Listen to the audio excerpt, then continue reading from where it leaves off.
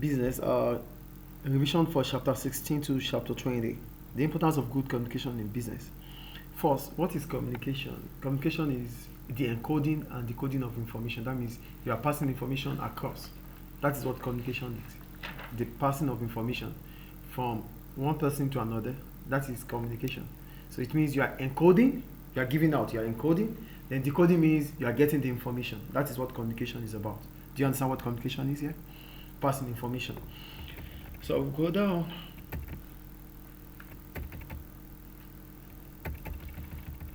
How does communication take place? So we have downward communication, we have upward communication, and we have horizontal communication.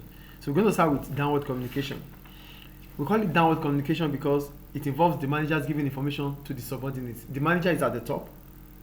He passes information to the subordinates, people that are below him or her. So you have the manager, right? So the manager is at the top. So when he passes information down to the rest of the people, we call it downward communication. Is downward communication clear like that? Passing information, the manager is passing information down to the subordinates. That is what downward communication is. Then for upward, we call it upward communication because it involves giving feedback to the manager. Now the information is going back to the manager. So it is called feedback, giving feedback to the manager. That is upward communication. The downward is the manager giving information to the subordinate. Now the subordinate passing information back to the manager. That's what we call upward communication. Then we have horizontal. Why do we call it horizontal? We call it horizontal because it involves the manager. It involves workers at the same level passing information. Workers at the same level. Oh, all teachers are passing information to each other. That is horizontal. They are at the same level. Horizontal. When the manager is passing information back down to the subordinate, it is downward. If the subordinates are giving feedback to the manager, we call it upward. That's the difference between upward, downward, and horizontal. Upward means information is going as a feedback to the manager. Downward means manager is passing information to the subordinate. And horizontal means workers of the same level are passing information to each other. I think the point is clear. So we go to internal. We have types of communication. We have internal and external communication. Why do we call it internal? We call it internal because it is information that is passed within the organization. So we have a company. The information that passes through the company, within the company, from employers to the manager, from manager to the directors, from directors to the supervisors. These are internal communication. Internal. Then when we talk about external, external could be to your suppliers. So they could ask, what are the examples of external? Suppliers.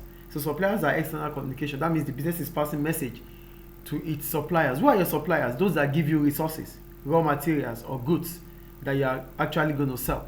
These are what we call suppliers. So we have internal within the business, external from outside the business. Example of internal is your employees. External is outsiders like the suppliers, governments, the banks. These are external communication. I think it's clear. Customers are external communication.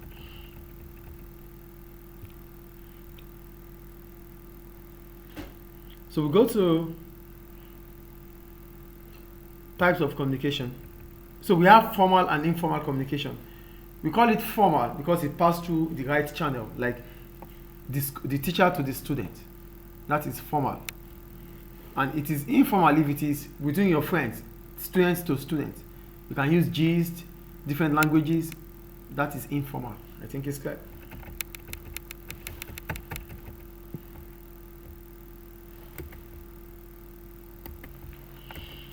The importance of good communication in business. So, if internal communication is poor, problems can arise. That means we must make sure that communication is clear. If communication is poor, that means if communication is not clear, it brings about a problem, which is not good for the business. That is the point there. So poor communication will lead to mistakes. It is important for our communication process to be adequate, because if it is not adequate, then there will be problems. The business will be having problems. The business will not be able to make profit. Why? Because a lot of people will be making mistakes. So when I don't tell you what you have to do, in the right way you understand, you will get it wrong, you will do it wrongly, then that's a mistake. Because the information that was passed to you, you did not get it, then you'll be making a mistake. So that's why it's important for communication to be good. And also for outsider, that is internal, within your company, within your business. Then external, when you are communicating with maybe your suppliers, you have to make the information clear. Because if it is not clear, if it is poor, if your communication is poor, then it destroys your reputation, your image. It destroys your image. Do you understand that? So that takes us to types of communication. We have face-to-face. Face-to-face. So for face-to-face, it means we are passing information, we're speaking out information to people which we can see one-on-one. You're passing information across to someone that you can physically see. That is face-to-face. Do you understand face-to-face communication here? So what are the advantages of face-to-face communication? It allows immediate feedback. Because it's face-to-face, I'm talking to you right now. So it means I can get a yes or no from you. So with face-to-face communication, we get immediate feedback, response from the decoder or from the person we are passing information to. That's the first advantage. You get a feedback from the person you are passing information to. It encourages cooperation. I can easily tell you to do this or to do that because I can see you. Because it is face-to-face, it means whatever information I'm passing to you, or I can make you to understand what I want you to understand. We can cooperate, we can agree on things. So before we sit down this way, we have agreed to sit down this way. So that is what communication will do. It brings about cooperation. Cooperation means agreement. Are you getting it? Then the third one, it allows new idea to be generated. Because we are communicating, I'm talking to you, you are talking to me. You could pause the video to tell me whatever you want. I could pause the video to tell you whatever I want. So that means you can come up with a new idea on what, except aside from the idea I have. This is what I'm doing. You can say, oh, Mister, I want it this way, I want it that way. So that is the importance of communication, face to face. It can generate new idea. You can come up with an idea, I can come up with an idea. And the last one is that it saves time. Because it's face to face, we're just going to discuss what we have to discuss and we move on. It saves time. So these are the advantages of face-to-face communication. Number one, it allows immediate feedback. It gives you the opportunity to get response. It gives you the opportunity to get response immediately. It allows you to agree with the person you are communicating with. It allows new ideas to be generated. And last one is it saves time. These are the advantages of face-to-face communication. Then we have the problems, which are the same as disadvantages or setbacks. One of the setbacks of face-to-face communication is negative body language. You might be looking at me somehow, or your body language tells me that you are not listening. I would be able to know if you are listening or not, if you are with me or not, based on your body language. If your body language tells me that you are not here, I'll call you back. Hey, come back here. You should be here. Through communication, face-to-face communication, we can know that. 2, a record of the message may not be kept. I'm teaching you right now because it's face-to-face. If I don't have a video record, that means whatever I will say, you might forget it. But you won't be able to forget because you have a record. But we call it face-to-face. We call it face-to-face because you don't have to keep records. It's physical. But for us not to take away, for us not to find information, or for us to forget those information, not to forget those information, we have to record. So it is not only face-to-face, it needs recording for it to be effective. That's another problem. Face-to-face can only reach few numbers of people. You can't use face-to-face for everyone.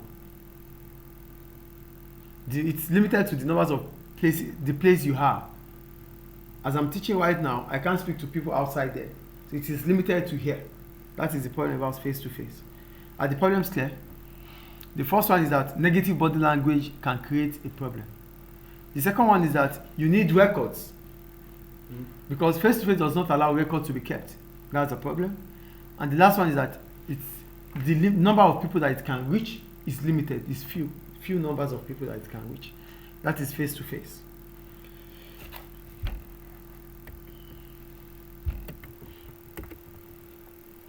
written communication. We call it written communication because it involves you writing. You have to write.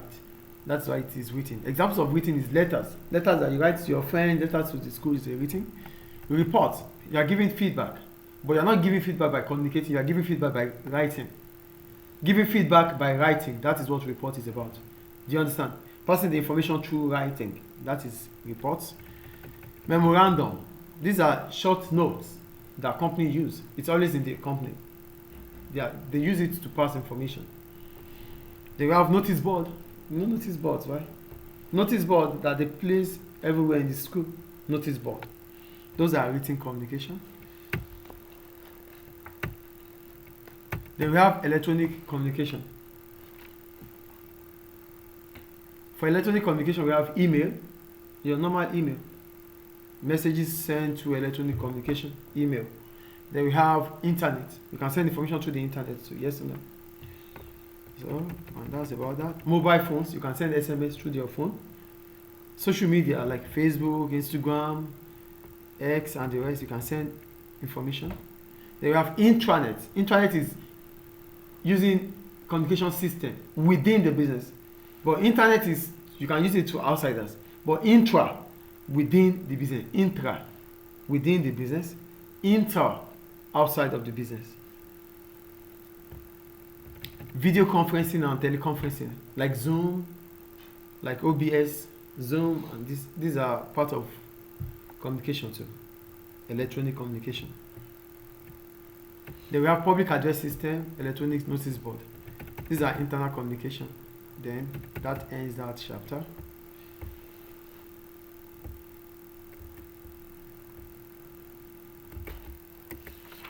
Chapter 70, barriers to communication in business. When we talk about barriers, we're talking about reasons why there's communication problem. That's what barriers are. What are the reasons why communication might not be straight? That's what barriers means. Do you understand that? So we have one. The first one is, they said, they could ask, okay, lack of clarity. And when we talk about lack of clarity, it means the message you are passing to me is not clear. I can't understand your message. I don't get the point you are passing by. Because you are passing a point that is not clear to me, it could make me to misunderstand the message or forget about it. So when there's lack of clarity, which means the information passed is not understood, is not clear. So the person passing the information is not passing a clear message. That is one of the problems, one of the barriers to communication. Clear. The second one is technological breakdown. Because we use technology for electronic communication, yes or no? Yes. So we could have breakdown, poor communication system, network breakdown. So if there's network breakdown, maybe signal is lost. Network problem, that could affect the communication process. That's the second one, technological breakdown. Clear? Which could be network issues or lack of signal, no signal. The third one, poor communication skills. Because you don't have that skills, you don't have the knowledge, you don't know how to pass information. You know, skills are things that you have learned, that you can use, you can showcase. So when you lack the skills to pass information, then the communication system will be poor. Lack of skills. Clear? Jargon. Saying things that people don't understand. You are communicating like, I'm speaking to you now, I'm speaking my native language with you. Will you understand? No. So that is jargon. Do you understand what jargon is here? You are using language that is not understood by the person you are communicating with. Just you speaking your language to me, they don't understand it. So that's jargon. It's another problem about communication. Distraction. People coming out, going out, distracting you. It could cause a problem too. Like noise. That's why most of the time I don't want students to make noise in the classroom. Because they make noise, it distracts me. It affects communication. Other students that want to listen will not be able to listen. Distraction. You see, that's why teachers will say, oh, keep quiet, keep quiet. Business culture. For business culture, we're talking about the practices of the business. The business don't care about communication. Because they don't care about communication, anybody that comes to the company too will not care about it. Do you get the point? Because the business itself do not care about communication, doesn't care about communication. So anybody that they employ into the system would not even care about communication too. That's business culture. Long chain of command. You have a lot of managers. Long chain of command. That means you have a lot of managers. When you have a lot of managers, that means information might be missing in between managers. Information can be missing. Then you have using the wrong medium. You have to understand the right method of communication. Like if I have to teach you, I cannot do that through phone call. I have to do it face-to-face communication. If I just want to pass information to somebody, I don't have to go to the person. I can make a call through. So you need to use the right communication medium when you're passing information. And different countries, language and culture. Sometimes if I'm speaking with you, I'm speaking with English. I'm speaking with you in English because you understand English. If I'm speaking with you with my language, you won't understand the lesson. So language and time. You might be passing information to me, but I'm in America, you are in Libya. There might be time frame and culture. The way we speak, how we act can also be a problem. So these are all the problems about communication. These are the reasons why communication might be poor. Reasons why communication might be poor. Different language, different countries. Jargon, technical issues. Using the wrong medium, distraction, business culture. These are the reasons why communication might be poor. Is it clear? Chapter 18, recruitment and selection. When we talk about recruitment simply means you are employing workers for there is a vacant position. So that means you are employing workers to a vacant position. That is what recruitment is about. Employing workers to fill a vacant position. Oh, this is our company. We have 3 people have left. 3 people have left the company. So we need to employ 3 people. The process of employing them to fill that position that has been left is called recruitment. That is recruitment. So I'm going to read further. So recruitment means you are employing people. That is what recruitment is about. Then we have types of employment. We have full-time, part-time. We have full-time. We're starting with full-time employment. We call it full-time employment because the employee is expected to work 2 the working days. You are a full-time worker because you are expected to work all through the working week. There's no day that you won't come to work. That means you are employed because you have to work on, like in Libya, Sunday, Mondays, Tuesdays, Wednesdays, Thursdays, and Thursdays. You are expected to work for these days. That is a full-time worker. Then we have a part-time. For a part-time worker, these are workers that work lesser than full-time worker. That's a full definition for part-time. You can say a part-time worker is an individual that works less than a full-time worker. A part-time worker is an individual that works less than full-time workers. I think it's clear. Then we have job share. For job share, it simply means 2 part-time workers doing a full-time job. 2 part-time workers doing a full-time job. So 2 part-time workers, one will work from 8 to 4, the other one works from 4 to 8. That is job share. So job share involves 2 part-time workers doing a full-time job. So like for example, the full-time job should be from, let's say from 8 o'clock till 8 o'clock in the night. Then this job is given to 2 people. So one works from 8 o'clock to 12 o'clock or 12 to 4 o'clock. So that is what we call full-time job share. 2 part-time workers doing a full-time job. That is what job share is about. Then we have other employment. We have casual employment. Here, the individual does not get any benefit from the business. Seasonal employment, which means you get job maybe one certain period in a season. Maybe during the winter you have a job, or during the summer you have a job. That is seasonal employment. Then we have temporary employment. For temporary, it means you are there to replace somebody. Oh, I'm not going to be at work tomorrow. We'll just get a temporary worker to replace me. That is temporary. Clear? Then we go to stages of recruitment.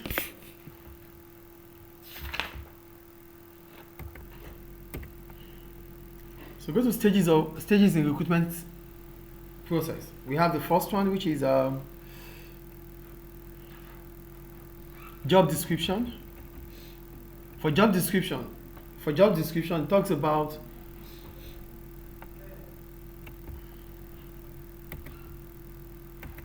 stages in recruitment process. We have job description. For job description, it's talking about the function or the role that individual that is being employed would take. So if you are being employed, your function, what is expected of you to be doing in that office is called job description. Do you understand job description here? The title, the title of your job, the outline of your task. What is your function as a new employee? What is expected of you is called job description. What you are supposed to be doing as an employee. You know an employee, right? Somebody that is being employed. So as soon as you are being employed into the organization, what role will you be performing? The role that you will be performing is called job description. Clear? Whenever an employee is being employed, they're not going to employ you to just sit there. They're employing you to carry out a particular task. Those tasks you'll be carrying out is called your job description. Job description. Then we have person specification. For person specification, we're talking about the skills you need to have, the qualifications that you need to have, the experience you need to have before you can be employed. That is person specification. The skills, the knowledge, the qualification of the employee. That is person specification. Clear? We'll move on. Then we have application form. This is the form that you have to fill before getting a job. Application form is the form you have to fill before getting a job. Application form. The form you have to fill before getting a job. Then we have the curriculum vitae. That's the combination of your documents, your qualification, your background, the details about you. That's about that. Then we're going to types of recruitment.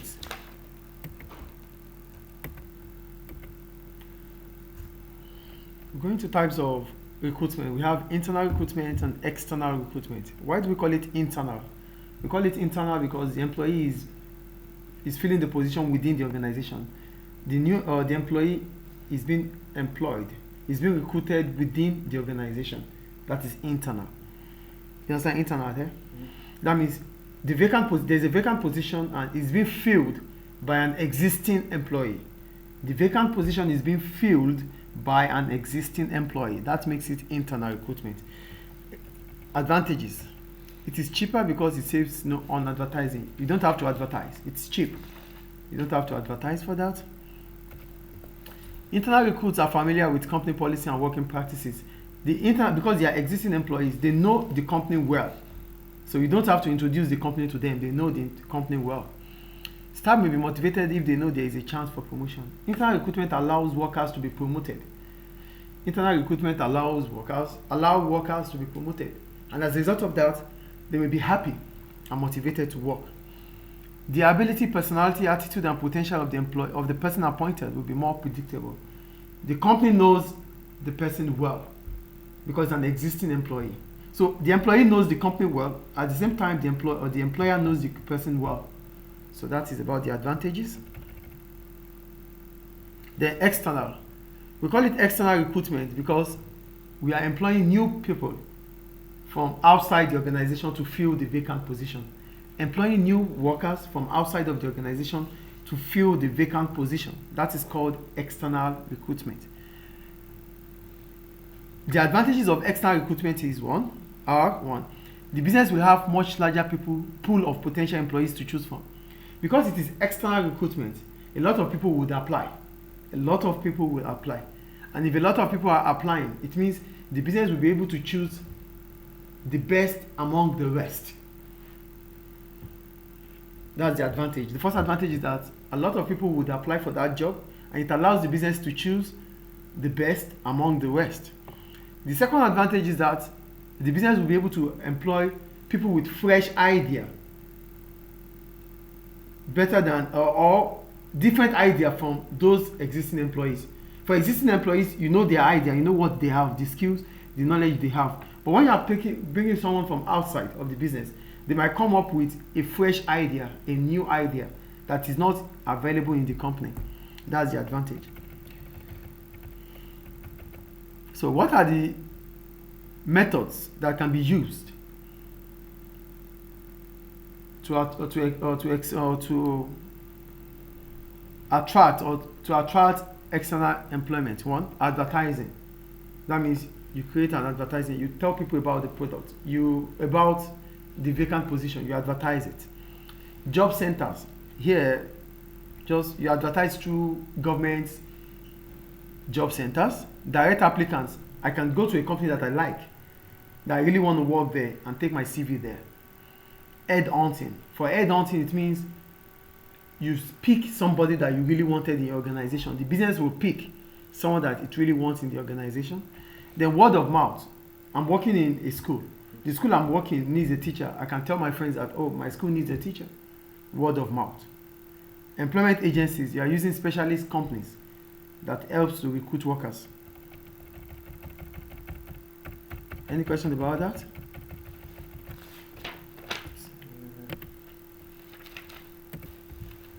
Chapter 19, legal controls over employment.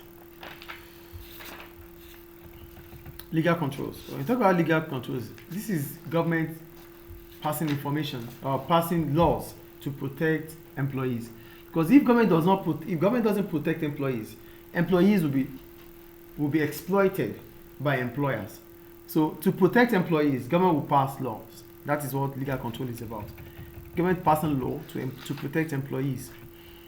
So what are equal opportunities? We call it equal opportunity because it allows everybody to be treated the same way in the workplace. Equal opportunity means workers are being treated the same way, irrespective of gender, age, religion, ethnicity, or whatever it is.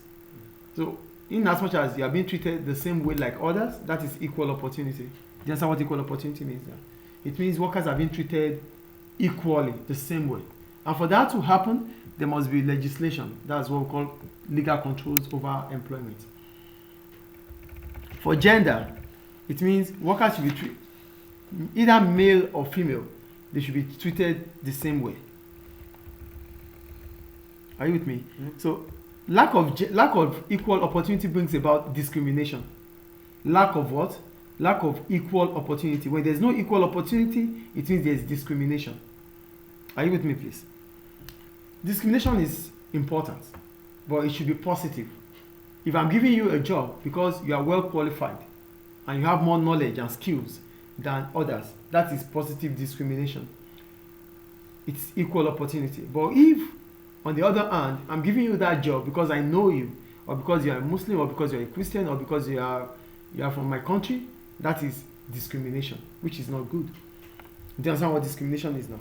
Discrimination comes if there's lack of opportunity, a lack of equal opportunity. So we have different types of discrimination. We have gender. For gender discrimination, it means you are being treated well because you are a man, and because the woman they are not treating her well at workplace. That is gender discrimination. Do you understand? What you have opportunity to get, she doesn't have opportunity to get it because it's a woman. That is gender discrimination. Is it clear? Is gender clear? Mm-hmm. Then we have race and religion. For race and religion, it means certain individuals are being treated based according to their religion or where they come from. Oh, he's being treated this way because he's a Muslim. Oh, she's being treated that way because she's a Christian. That is race and religion. Is it clear?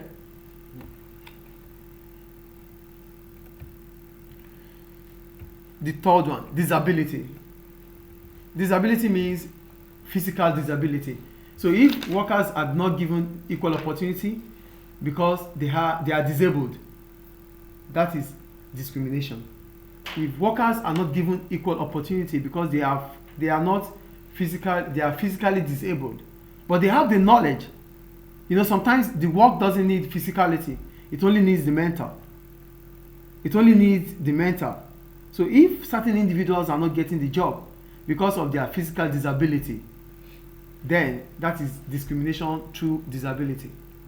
So irrespective of your physicality, in as much as you are qualified, you have the skills, you have the knowledge to do the job, you should be given equal opportunity. So if you are not given equal opportunity, it means you are being discriminated. Do you understand that, please? Do you understand it or not? Yes, sir. Okay.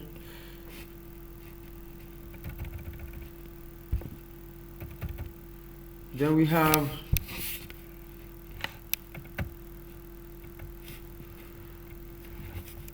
age. We go to age. Yeah, age.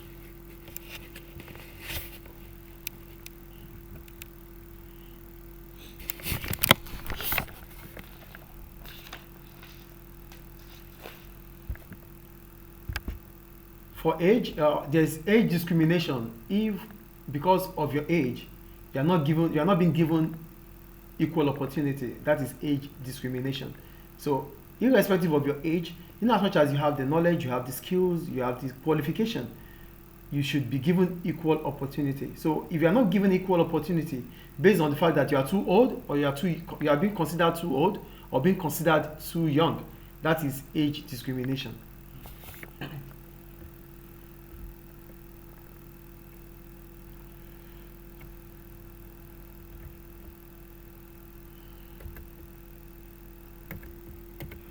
Chapter 20, training. I'm talking about training. Training improves the skills and knowledge of people.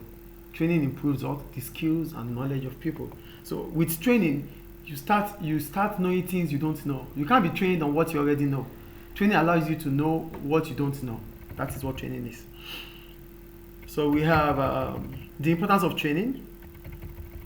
So you just go to the types of training. Anyway, training allows you to know what you don't know. Training gives you more skills, more effective way to do things. Training allows your productivity to increase. That is what training will do. So we go to the types of training. We have induction. For induction training, we call it induction training because this training is given to you when you first start your work. They use it to introduce the work environment, the work practice to workers. Induction training is a training used to introduce new workers and practices to people that are newly employed. So why do we have why do we use induction training? One, to help to talk about health and safety, to talk about the company policy, to explain the aims and objectives of the company to the people, to introduce the work. These are the reasons why we do induction. We do induction training to tell people about the job, the workplace, the culture, the health and safety, and to let them know who they have to report to, who their bosses are. So that is induction training. Then we have on-the-job training. For on-the-job training, this kind of training occurs within the premises of the workplace. On-the-job training occurs in the workplace.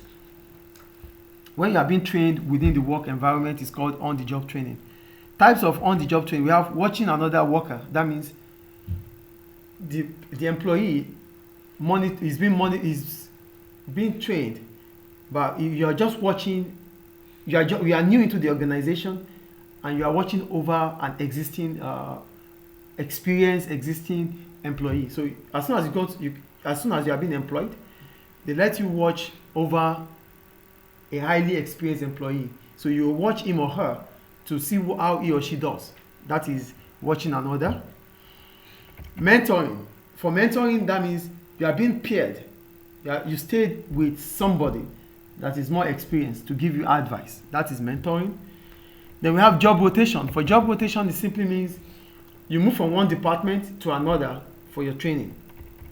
Then we go to the advantages of on-the-job training.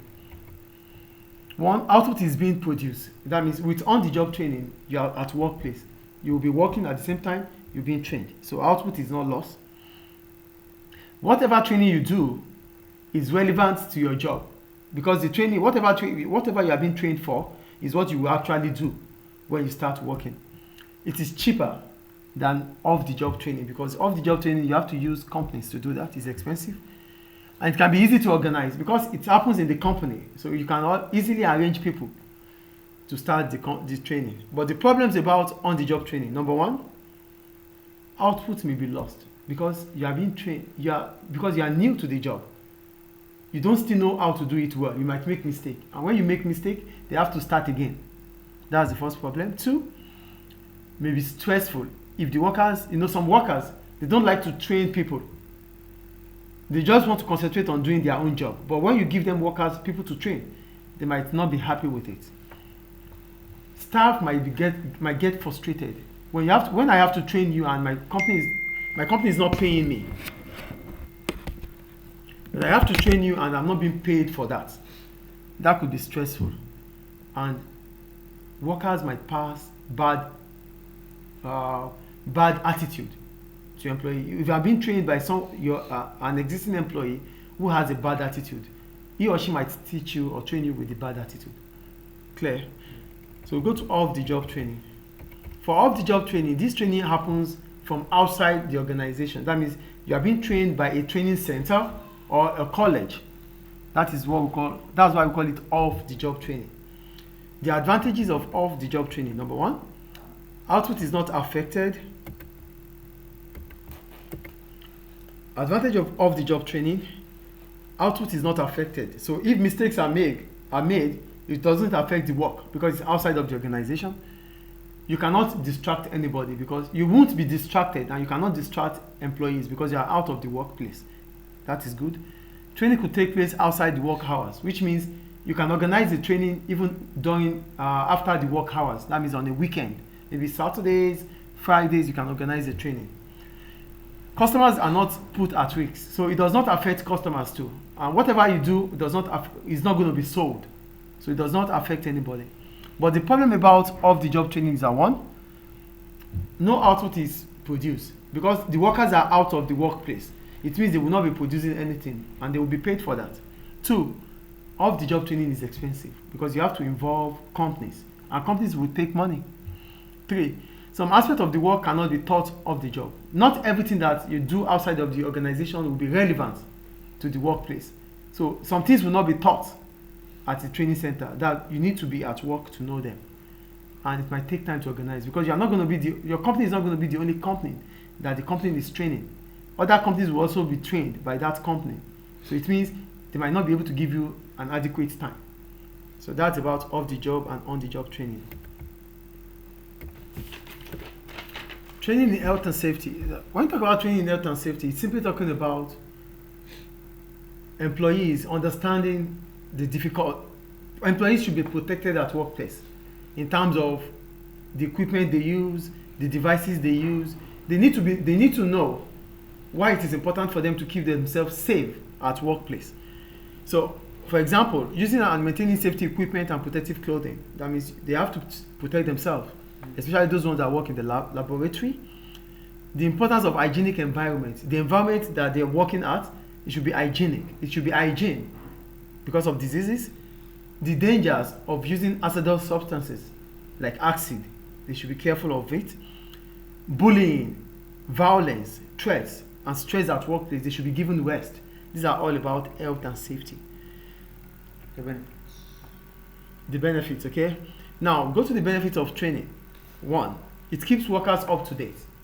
So with training, you know what you don't know. That means whatever is happening within the workplace, you know it. That is what the benefit is. Two, improving labor flexibility. With training, you'll be able to do a lot of things.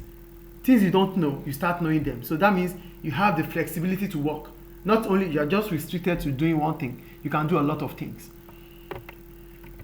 Improving job satisfaction and motivation. With training, workers will be happy because they will feel valued at workplace.